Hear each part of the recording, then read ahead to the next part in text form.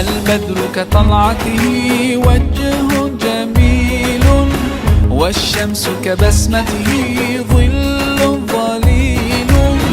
هو عبد الله سيد الخلق ومصطفاه، وحبيب الله خير